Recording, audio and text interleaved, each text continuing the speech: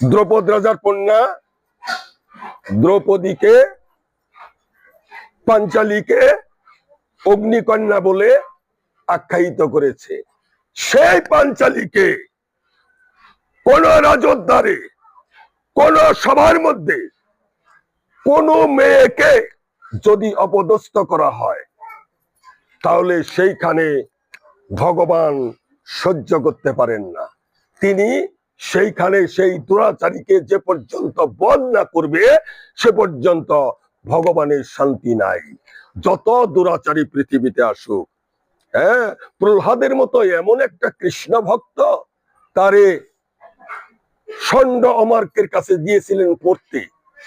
ষণ্ড অমার্ক প্রহ্লাদকে বেদবিদ্যা, যুদ্ধবিদ্যা, রাজনীতিবিদ্যা এগুলো সব শিখিয়েছেন, কোনটাই তিনি মুখস্থ করে নাই। সে জানে একমাত্র কৃষ্ণ প্রেমের মতো বিদ্যা পৃথিবীতে আর নাই। সব শিক্ষাই দিয়েছেন কিন্তু কোন শিক্ষাই তিনি নেন নাই। তিনি শুধু কৃষ্ণ বই, তিনি শুধু নারায়ণকে, তিনি শুধু হরি ঠাকুরকেই চিন্তা করতে পারেন, কেননা হরি ঠাকুরই তার সার সম্বল। তিনি বলেছেন যেখানে হরি আছে সেখানে আমি আছি। হ্যাঁ, তখন ষণ্ডমার্ক বললেন হিরণ্যকশিপু দত্ত মহারাজ, আপনার এই পুত্রকে আমরা কোন যুদ্ধ শিখাতে পারি নাই, ওকে কোন রাজনীতি আমরা শিখাতে পারি নাই, ওকে ক বললেই কল করো, তাহলে করো হরিনাম, আর বৃন্দাবনে ঘুরাই পরে কহ কৃষ্ণ নাম। করে কৃষ্ণচন্দ্র জগতের হরি, খ সংযুক্ত খোল করো তালে, কল ধুলায় গড়াগড়ি, গয়াকারে গড়াগড়ি দাও মধুর বৃন্দাবনে, ঘরে ঘরে নাম সংকীর্তন করো মধুর বৃন্দাবনে।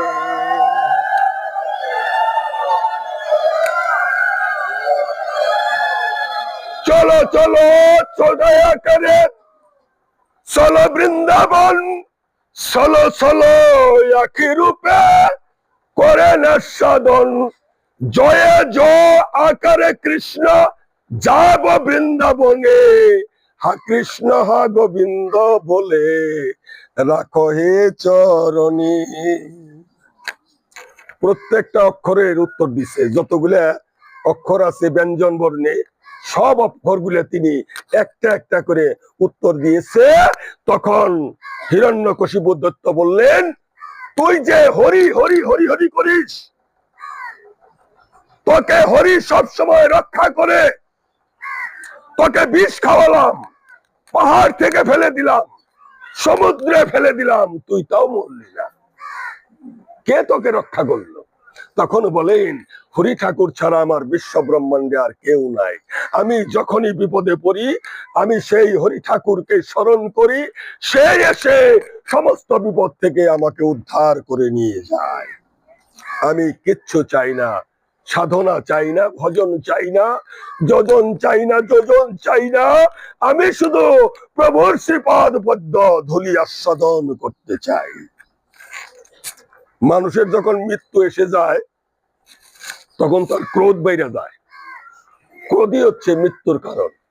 তখন হিরণ্যকশিপু পুত্রকে যখন গৃহে নিয়ে আসলেন তখন রাগান্বিত হয়ে গেল, তখন সন্ধ্যার প্রাক্কালে। এবং হিরণ্যকশিপুর একটা আশীর্বাদ ছিল, হ্যাঁ, সৃষ্টিকর্তা ব্রহ্মা তাকে আশীর্বাদ করেছিল, তোমাকে কেউ স্বর্গে মারতে পারবে না, কেউ মরতে মারতে পারবে না, কেউ পাতালে মারতে পারবে না, কেউ ঘরে মারতে পারবে না, কেউ বাইরে মারতে পারবে না, কেউ শূন্যে মারতে পারবে না, কেউ মাটিতে মারতে পারবে না, কেউ দিনের বেলা মারতে পারবে না, কেউ রজনীতে মারতে পারবে না। কিন্তু ভগবান নৃসিংহদেব এমন সময় আসলো, ন দিবা ন রাত্রি, সন্ধ্যাবেলায় আসলো পরে হিরণ্যকশিপু দত্ত ওই ফটিক স্তম্ভটার মধ্যে এমন ভাবে মুষ্টাঘাত করলো, ফটিক স্তম্ভ বিদীর্ণ হয়ে গেল। তা থেকেই নরসিংহদেব আবির্ভূত হইয়া হিরণ্যকশিপু দত্তকে থাবা দিয়ে ধরে ফেললেন। ধরে ফেলে না ঘর না পায় চৌকাটের উপরে বসে দুই নখে তার বক্ষ বিদীর্ণ করে রক্তপান করতে লাগলেন। প্রহ্লাদ বিস্ময়ে অভিভূত হয়ে গেলেন, হে প্রভু, তোমার এই তাণ্ডব লীলা তুমি বন্ধ করো, আমি ভয়ে কাতর হয়ে যাচ্ছি। বৎস, ধৈর্য ধারণ করো। পরিত্রাণায় সাধুনাম বিনাশায় চতুষ্কৃতাম ধর্ম সংস্থাপনার্থায় সম্ভবামি যুগে যুগে।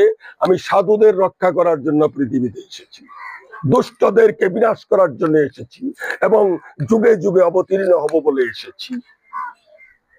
তাই আমি তাকে বধ করব এই সংকল্পই করেছি। তাই যখন তাকে বধ করলেন, প্রহ্লাদ স্তব স্তুতি করে ভগবানকে সন্তুষ্ট করলেন।